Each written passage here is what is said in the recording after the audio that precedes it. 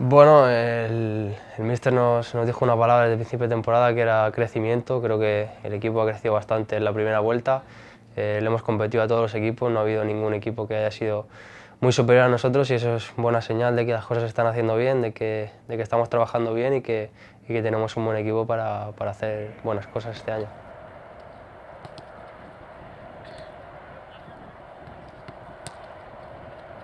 Bueno, la liga este año está difícil, hay muchos equipos apretados ahí con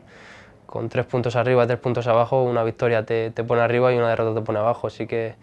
hay que seguir sumando lo máximo posible para poder estar cuanto antes en una zona tranquila y poder mirar más arriba. Al final, cuando llegué aquí llevaba mucho tiempo sin competir, el club me dio la confianza en el fichaje en mí y bueno, creo que también he crecido mucho a nivel de hábitos, de gimnasio, de alimentación, de todo y bueno, sobre todo también la confianza del entrenador en ponerme, en confiar en mí y bueno, este año me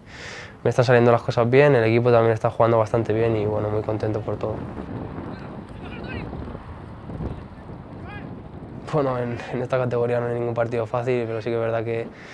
si conseguimos sacar una victoria en Cádiz nos alejamos más de la zona de descenso y podemos mirar más arriba, así que va a ser un partido bonito, un partido complicado porque es un campo difícil, pero bueno, hay que salir allí a sumar los 3 puntos.